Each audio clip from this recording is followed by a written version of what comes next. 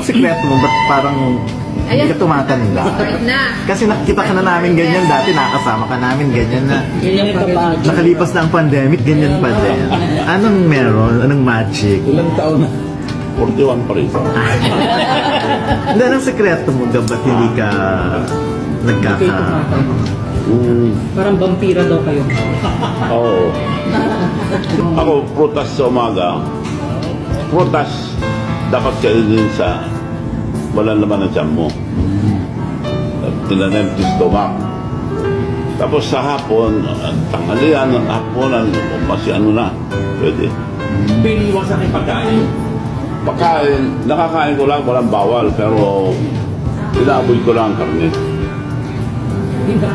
Puro prutas. Hinamoy lang.